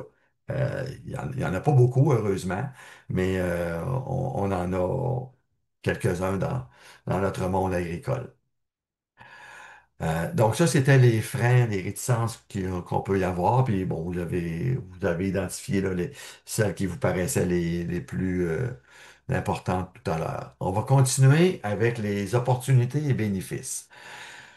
Et moi, je pense que c'est le beau côté, c'est le côté méconnu des rencontres de collaboration interprofessionnelle. Et c'est la plus belle place pour augmenter ses compétences. Moi, ça fait plus de 40 ans que je suis agronome, ça fait probablement 15, 20 ans. Bon, on en faisait avant, là, mais qui était beaucoup plus limité avec les créanciers, comptables, fiscalistes. Pendant 15, 20 ans qu'on en fait de façon plus étendue. Et c'est tellement un beau lieu, d'abord pour échanger, mais pour apprendre, pour comprendre la réalité des autres intervenants aussi, pour comprendre les façons de travailler, pourquoi ils passent par tel chemin. Je pense que ça, pour nous autres, comme intervenants, comme conseillers, c'est un lieu magnifique. Et je peux vous dire que je ne saurais pas tout ce que je sais aujourd'hui si j'avais pas participé à autant de rencontres là, interprofessionnelles. Ça fait pas de nous ça fait pas de nous un deuxième professionnel. Je suis pas un fiscaliste, je suis pas un nutritionniste, je suis pas un vétérinaire, mais ça nous aide à comprendre les réalités du producteur et même le rôle des producteurs aujourd'hui, moi, il me fascine parce que les producteurs, ils sont un peu tout ça à la fois, là. Faut qu'ils comprennent leur fiscaliste, faut qu'ils comprennent leur vétérinaire, faut qu'ils comprennent leur conseiller en gestion, faut qu'ils comprennent leur nutritionniste, faut qu'ils soient bons avec les plantes dans leur champ. C'est fou tout ce qu'on leur demande. Donc, dans notre rôle de vulgarisateur, ben, ça peut nous aider beaucoup. Euh, donc, ça nous amène de l'écoute, mais faut avoir une capacité d'écoute, mais de la compréhension des besoins. Une reconnaissance des apports et des expertises de tout le monde. OK, ces gens-là peuvent nous aider à compléter un dossier de telle façon dans tel domaine. Évidemment, la qualité du service et la satisfaction du client, bon, je pense que c'est le premier que vous avez identifié. Et je pense que généralement, bon, c'est ce qu'on doit tous viser, là. Mais l'objet de base, c'est d'abord le client. C'est à lui qu'on faut rendre service. Et C'est tellement intéressant quand un client nous redemande une deuxième rencontre interprofessionnelle, une troisième, parce qu'il en a fait une il y a 5 ans. Ah, il dit, ça avait été le fun. J'aimerais ça d'en refaire une autre. On peut être fier de ça parce que tout le monde y gagne, là. Tout le monde, et le producteur, et nous comme intervenants. Puis, ça peut être aussi l'occasion de développer une nouvelle clientèle et des nouvelles capacités. Capacités en termes de compréhension, le plus que va pas le faire dans le travail des autres, mais de compréhension de la réalité, puis développer une nouvelle clientèle. Si vous êtes invité à participer à une rencontre chez un producteur qui n'est pas client chez vous, puis que oui, vous avez été demandé parce que le producteur n'avait pas de conseiller dans ce domaine-là, ben, ça peut devenir une belle opportunité de clientèle aussi. Les conditions de succès ou d'insuccès, évidemment, pour le producteur, bon, évidemment, je l'ai dit au début, je le répète, faut qu'il soit participatif, faut qu'il soit motivé. C'est sûr que quand il nous présente un projet, habituellement, il est motivé, on n'a pas trop de difficulté à aller chercher sa motivation.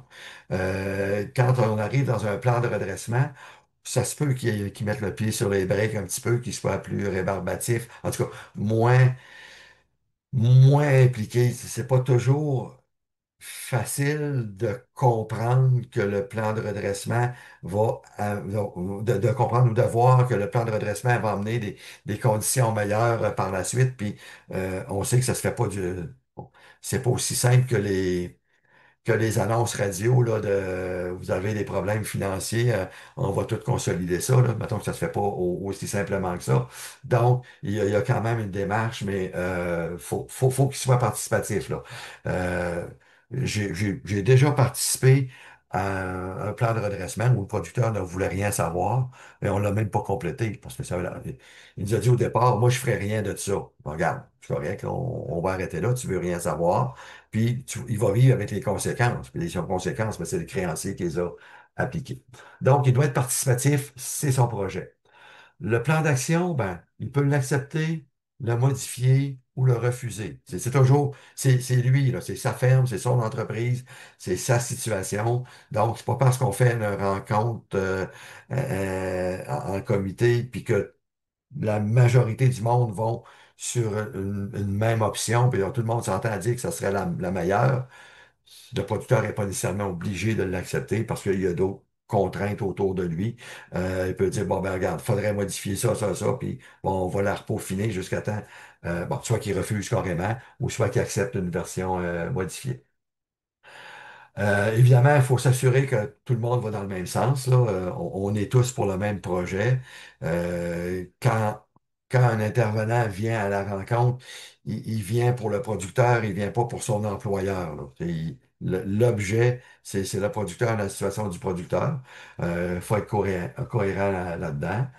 C'est un gain de temps. Bon, c'est pas évident à parler parce qu'au début, le producteur il va dire, hey, c'est long, puis ça va prendre un certain temps. Oui, ça va prendre un certain temps, mais ça va t'éviter de rencontrer tout le monde indépendamment à tour de rôle et surtout tout, tout du monde qui n'auront pas toute l'information nécessaire pour avancer dans le projet.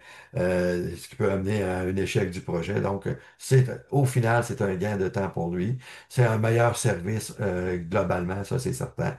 Puis le suivi, amélioré et partagé, là, c'est sûr que c'est une condition de succès. Il faut qu'il y ait du suivi, il faut qu'il y ait un plan de suivi, il faut qu'il y ait des noms, des dates, des responsabilités. Puis quand on a ça, ça marche bien.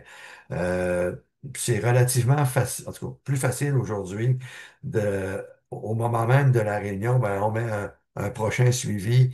Ça peut être dans 2 semaines ou dans 2 mois, là, selon la situation, mais on peut déjà déterminer à l'avance les dates de suivi. C'est plus facile de coordonner les gens si besoin est que d'essayer d'attendre qu'on est dans 2 mois, puis là, ça reprend 3 semaines avant qu'on soit capable de coordonner tout le monde. Quoique le suivi, ça peut être juste un partage d'informations, là, comme on disait par email. Benoît, Oui, juste, je te coupe pour te dire que faudrait que dans 5-6 minutes, on passe à la partie parfait. administrative et financière. Donc, Parfait. C'est bon. Je pense que je vais être correct.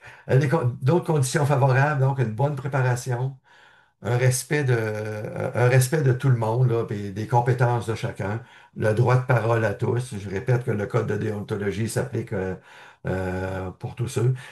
L'écoute, il faut être à l'écoute. Faut livrer ce qu'on a livré. Il faut être à l'écoute. Et autant que possible, pas arriver avec d'idées préconçues, puis c'est ça qu'on va faire, c'est ça qui va régler le problème. Évidemment, plus il y a de monde à la rencontre, parce que des fois, ça va être deux personnes, trois personnes, au moins trois personnes, parce qu'il y a un producteur et deux intervenants, mais trois, quatre, cinq, six, plus il y a de monde, mais évidemment, plus le rôle de l'animateur est pertinent. Les pièges à éviter, bon, arriver avec une solution toute faite, ne pas reconnaître le travail ou les compétences des autres, pas de complaisance, je l'avais déjà mentionné, ne pas avoir d'animateur attitré, négliger le suivi ou ne pas faire de suivi. Ça, ça, ça enlèvera pas le bienfait du comité interdisciplinaire, mais ça va enlever le bienfait de la suite au projet. Et évidemment, se présenter en retard ou se présenter non préparé. C'est très plate d'arriver dans une rencontre, pour donner un exemple en production porcine, où on sait qu'il y a des problèmes techniques de production, puis où le conseiller arrive, puis la première chose qu'il nous dit, ben, c'est j'ai pas eu le temps de me préparer, puis j'ai pas de résultat. Ouf. Ça, mettons que ça enlève beaucoup de possibilités à la rencontre. Puis là, j'ai donné un exemple, ça peut être n'importe quel conseiller, là, c'est la même chose. Euh, je vais vous présenter deux, trois exemples, puis c'est des exemples là, très généraux, puis je n'entrerai pas dans le détail, là, c'est pas le but, on a déjà donné du détail, mais c'est plus des cas de situation que j'ai fait ou que j'ai vu des collègues faire que je vais vous présenter. La première, puis je la présente la première parce que j'allais dire, c'est ma préférée. C'est peut-être pas ma préférée, mais c'est mon premier cas réel de volontariat. Euh, c'est un producteur qui m'a demandé d'organiser avec lui une rencontre interdisciplinaire. Puis, je vous ramène dans le temps, là, on était probablement dans les années 2007-2008, là. Fait que c'était pas à la mode, ça faisait pas partie du vocabulaire d'à peu près personne en agriculture. C'est intéressant. C'était une ferme laitière, je dirais une petite ferme laitière, qui avait des performances variables ordinaires, puis des discours non concordants entre les intervenants, parce qu'il travaillait avec plusieurs intervenants, mais il y avait de la difficulté. Bon, ben lui, il m'a dit ça, puis l'autre, il m'a dit ça, puis là, ben, je peux pas faire les deux, là, ça marche pas ensemble. Ça fait que donc c'est lui qui l'a demandé. Moi, je me suis assis avec lui, on l'a regardé, on a dit, OK, qui on fait, comment on s'organise pour que ça marche, là? Qu'est-ce qu'on demande à chacun? Moi, j'ai eu le mandat d'écrire à chacun des intervenants là, identifiés. Voici, Monsieur X veut faire une rencontre avec tous ses conseillers en même temps. Voici les sujets qu'on va regarder, puis voici le sujet sur lequel on veut que vous nous donniez un état de situation, qu'est-ce qui se passe à ce niveau-là, dans son expertise à lui, sur la ferme, puis on veut que ce soit mis sur la table pour en discuter. Dans ce cas-là, il y avait moi comme conseiller en gestion, il y avait un vétérinaire, il y avait un conseiller lactanette, il y avait un conseiller en alimentation. Il me semble que le conseiller agro était là et le créancier. Puis c'est un producteur qui était très près de tous ces gens-là, là. C'était, je dirais pas des amis, mais presque en même temps, là. Euh, ça a été, ça a été une très, très belle expérience. Une très, très belle expérience pour lui et pour les intervenants qui ont participé. Puis là, je vous ramène en 2007-2008, là, quand on a fait cette rencontre-là, là, autour de la table, là, on coûtait peut-être 500-600 $ de l'heure, là. C'est pas donné, là. Euh, mais le producteur était content, puis on avait même abordé la possibilité, pas abordé la possibilité, on a regardé la possibilité d'en faire d'autres qui ont suivi, et effectivement, il y en a eu d'autres. Puis, le producteur, comme je l'ai dit au début, il est en situation financière relativement difficile. il y avait même été question avec le vétérinaire, mais regarde, ça se peut qu'on t'invite pas à toutes les rencontres parce que, bon, tu contribues à la facture toi aussi ben, au même titre, pas au même titre que toutes les autres parce que le créancier, ça coûtait rien, là, mais il n'y avait rien à dégager. Puis le vétérinaire, il dit non, non, non, il dit ça marche pas, là. Il dit, si vous en faites d'autres, je veux être là. Puis, regarde, s'il faut, je ne me ferai pas payer, là, je ne t'enverrai pas de facture, mais je veux être là. Il croyait tellement au bienfait de la rencontre qu'il a dit au producteur, regarde, tu me le diras, là, moi, je vais être là, mais que ça se fasse. Si tu veux, si t'es pas capable de me payer ou tu veux pas me payer, c'est pas grave, mais je vais être là pareil. Ben, moi, c'était un de mes premiers cas là, on va dire à grande échelle ou à grand volume. Et c'était très pertinent. Puis ce producteur-là continue à faire des rencontres, là, pas tous les 6 mois. Là. Des fois, ça va aux 2 ans ou des fois, ça va aux 3 ans. Mais il continue. Je le suis plus aujourd'hui parce que c'est plus mon client. Là. J'ai moins de clients que j'en avais. Mais je sais qu'il continue encore. Deuxième exemple, pardon. Une ferme mixte, une grande entreprise qui a dû passer à travers un plan de redressement assez costaud, une situation financière très, très, très difficile. Et à travers son plan de redressement, ben, on a mis en place des rencontres interprofessionnelles pour s'assurer de bien cerner les problématiques puis aussi, surtout, pour s'assurer d'avoir des vraies réponses ou des bonnes réponses à ces problématiques-là. Donc, on a mis ça en place, mais regardez, ça n'a pas été la mise en place du plan d'action, là, ça n'a pas été parfait du premier coup, puis les résultats ne sont pas arrivés nécessairement aussi vite qu'on espérait ou qu'on aurait voulu, mais il y avait un suivi. Il y a trois, quatre conseillers qui étaient attitrés au suivi technique de façon spécifique parce qu'il y avait plusieurs productions sur la ferme. Et ça s'est toujours fait là, de façon régulière. C'était soit au mois, soit aux 3 mois pour certaines productions. Mais le suivi s'est toujours fait. Puis évidemment, le plan de redressement ne s'est pas passé comme prévu. Là. Les améliorations ont été plus lentes à arriver que ce qu'on pensait. Mais on a toujours été capable de se réajuster. OK, bon, ben ça, c'est pas arrivé de suite, mais on pense qu'on va l'atteindre d'ici 2 mois, on va l'avoir atteint pour X raisons. Ou il y a telle action qui n'a pas été posée, pardon, parce qu'il y a eu un événement extérieur ou quoi que ce soit, qu'il y a eu une impossibilité. Mais et cette entreprise-là continue encore à faire ces rencontres-là sur une base plus distancée, mais il y a toujours une mise au point qui se fait. Un autre exemple, Benoît, excusez. Oui, je te propose de passer directement à la conclusion très Parf- rapidement en 2 mots, parce que je voudrais vraiment qu'on aborde la partie administrative et financière pendant parfait. 2 heures. Je Donc fais ça tout de voilà, suite. Donc, merci. en conclusion, bien évidemment, c'est une approche complémentaire au travail que vous faites déjà. C'est pas nécessairement plus de travail, c'est soit de le livrer de façon différente. Ça améliore les chances de succès du producteur. C'est des gains intéressants pour les intervenants, là, je vous l'ai montré tout à l'heure. Ça prend de l'ouverture, c'est une belle occasion d'apprentissage. Puis j'oserais presque dire que ça s'adapte en tout cas, à presque toutes les situations. Il faut se poser la question, on aurait-tu un intérêt ou des gains à le faire? Je vais vous donner un dernier exemple pour terminer.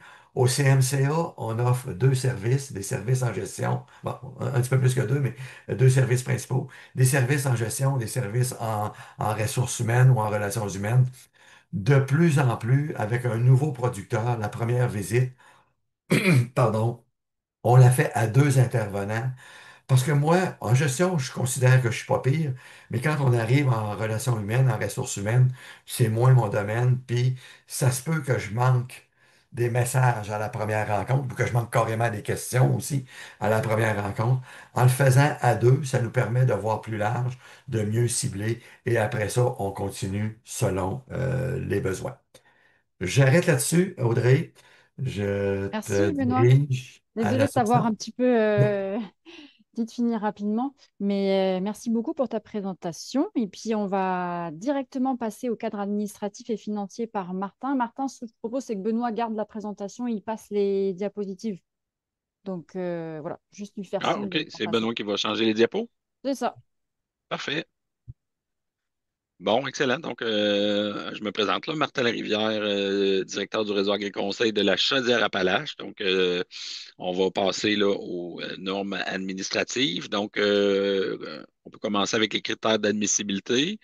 Donc, pour qu'une rencontre de collaboration interprofessionnelle soit admissible là, au programme Service Conseil, évidemment, ben, nous, on s'attend de voir que c'est un projet ou une problématique qui est clairement identifiée dans le contrat de service.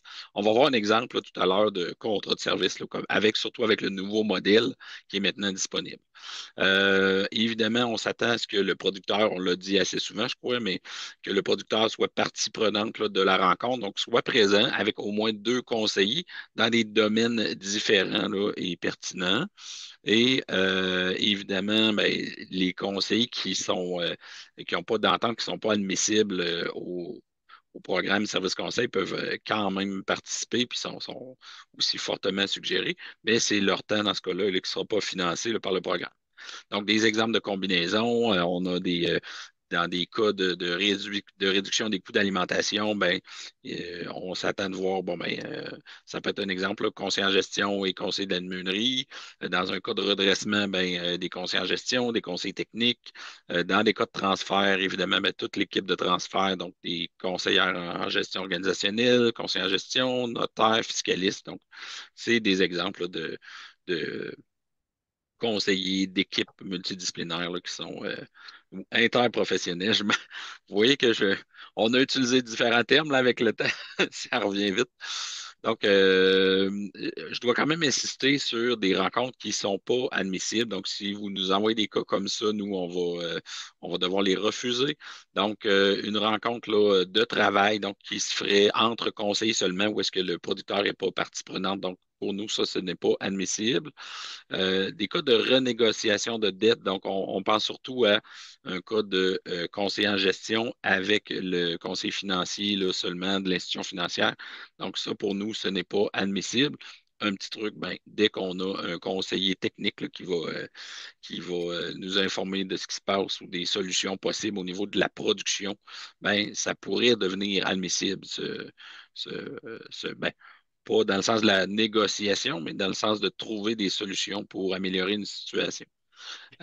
Puis tout ce qui est rencontre avec des fiscalistes, des comptables, des notaires, mais qui sont en dehors d'une démarche de transfert, on n'est pas nécessairement obligé d'avoir un plan de transfert actif, là. Dans le fond, un un producteur, une entreprise qui commence ses démarches de transfert, ben, ça peut être à propos de faire une rencontre multidisciplinaire avec ces conseillers-là de l'équipe de transfert. Mais là, je parle plutôt de un rachat d'entreprise entre actionnaires du même âge. Pour nous, c'est une transaction achat-vente. C'est pas considéré comme un transfert. Il n'y a pas de transfert d'une génération à l'autre. Donc, dans ce cas-là, même si ça peut être très pertinent de revoir la convention, de parler de l'impact fiscal, ça peut être très pertinent, sauf que nous, dans ces cas-là, ce n'est pas admissible. Donc, vous êtes quand même encouragé à le faire, mais dans ce cas-là, ben, le temps du comptable, notaire, fiscaliste va être à la charge du client. Par contre, ben, le temps du conseiller en gestion dans son service, là, peut-être pas pour cette rencontre-là, parce que ça ne qualifie pas. Dans le fond, là, ça ne qualifiera pas autant de collaboration interprofessionnelle, mais il y aura possibilité quand même là, d'utiliser ce temps-là dans les autres services du programme. Donc, on passe à l'autre diapo.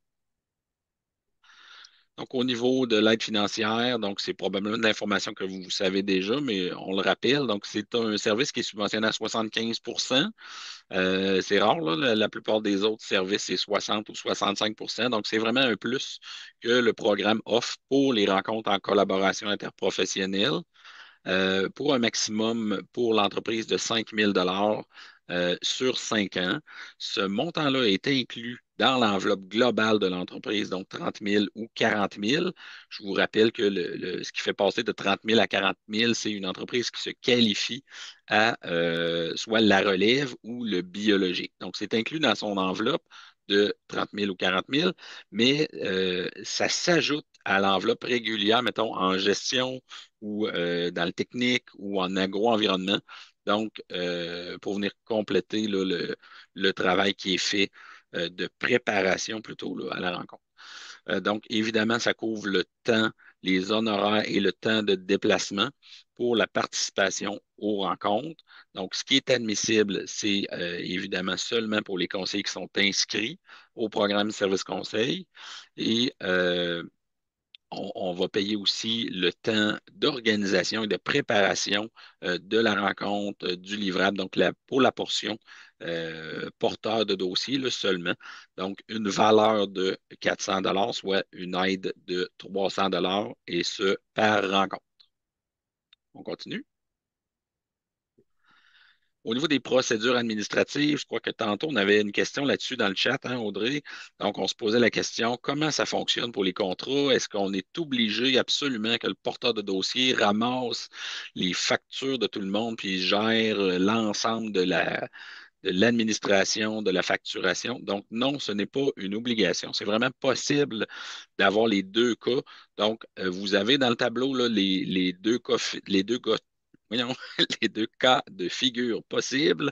Donc, la colonne de gauche, c'est un contrat unique géré au complet par le porteur de dossier. Et le cas de droite, c'est chacun fait son contrat individuellement. Donc, on a mis les précisions nécessaires, là, qu'est-ce qu'on s'attend.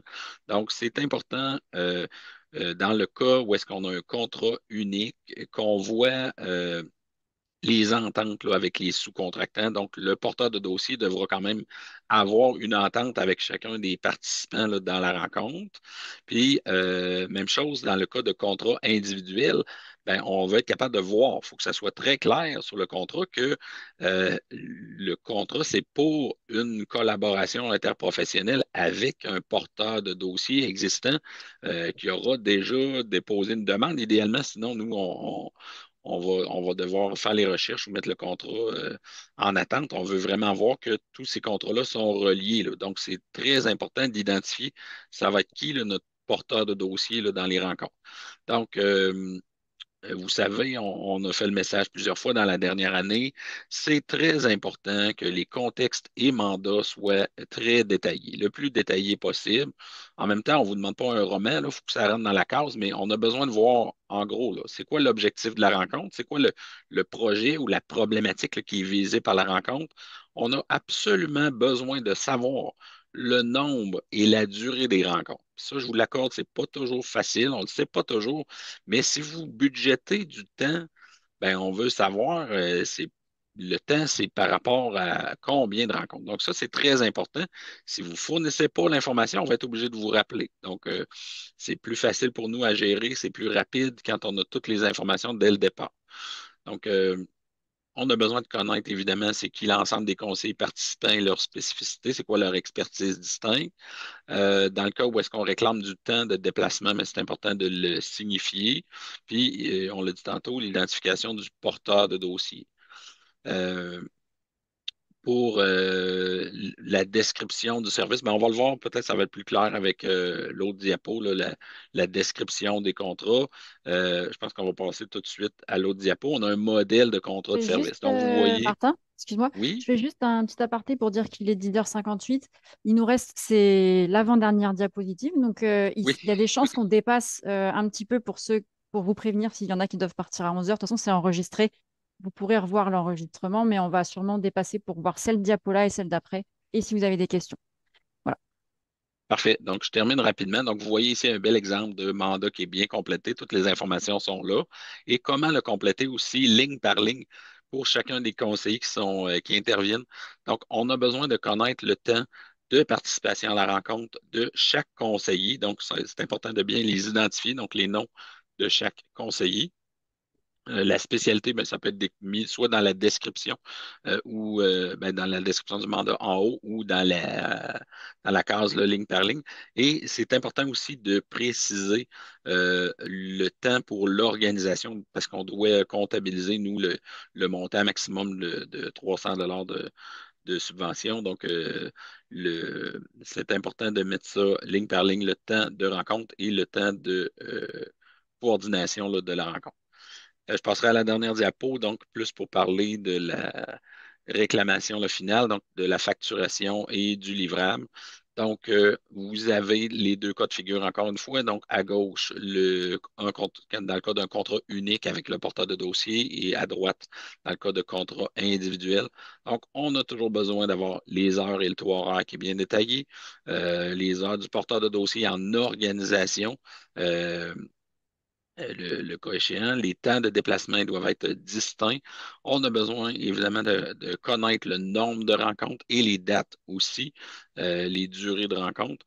Et dans le cas d'un contrat unique, ben, on va vous demander en annexe les factures là, des sous-contractants.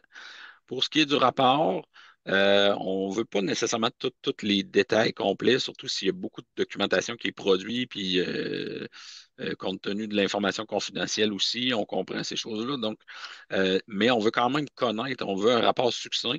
Où est-ce qu'on va décrire, bon, ben, c'est quoi le projet ou la problématique, revenir là-dessus, les dates des rencontres avec tous les conseils qui ont participé, l'expertise, puis bon, en résumé, là, c'est quoi l'apport que chacun a eu à la réflexion, puis les recommandations et suivis à faire. Donc, c'est ça qu'on s'attend là, au niveau du livrable. Le livrable, on vous le rappelle, il n'est pas demandé à chaque réclamation, il va être demandé seulement dans le cas de contrôle de conformité. Il peut quand même être demandé à la demande, là, en vérification ponctuelle, si votre directeur de réseau, là, si ce n'est pas clair, ben, ça pourrait être demandé, mais normalement, d'office, on ne vous le demandera pas, seulement la facture, que ce soit une facture finale ou partielle. Ça, on demande que ça soit indiqué sur la facture, mais pour ce qui est du livrable, normalement, on demande que vous l'ayez au minimum dans votre dossier.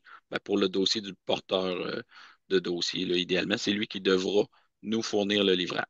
Dans le cas des contrats individuels, ben, on pourrait devoir s'assurer que le rapport là, a été livré avant de payer l'ensemble des factures, là, même pour les contrats individuels, parce qu'on s'attend qu'il y ait quand même une bonne collaboration entre les conseillers.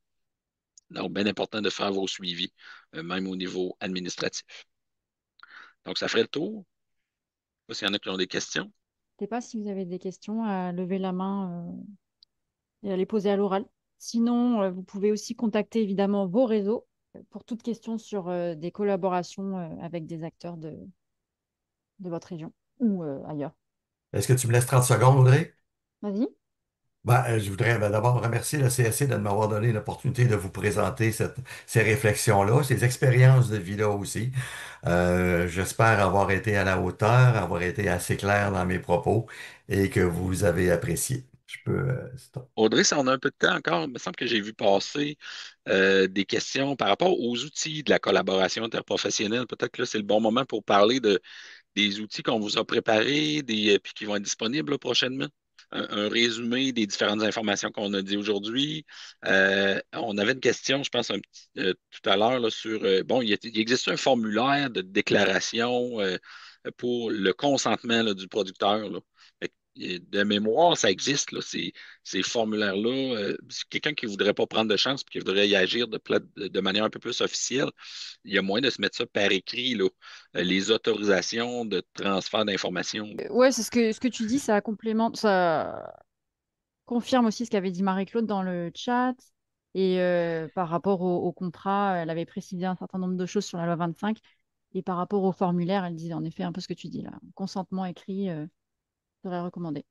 Ben oui, mais il existe des modèles, là, dans le fond. Moi, ce que j'aurais envie de vous dire, c'est qu'on prévoit, là, présentement, c'est pas tout à fait prêt, là, sur notre site Internet des réseaux, on a une page qui est dédiée à la collaboration interprofessionnelle. Ça s'en vient, là, c'est en construction, c'est pas tout à fait disponible là, dès maintenant, mais il y a un objectif là, de vous rendre l'information disponible, là, peut-être un résumé, puis s'il y a des outils, des liens, on pourra s'assurer de vous mettre ça là, sur notre site Internet, là, sur le site des réseaux. Donc, à suivre prochainement. C'est pas tout à fait disponible là, présentement, mais ça s'en vient. Et puis moi, je vous envoie un pense-bête de 2 pages qui résume euh, les grands principes de la collaboration interprofessionnelle juste après la formation. Si on n'a pas, on va clore la rencontre.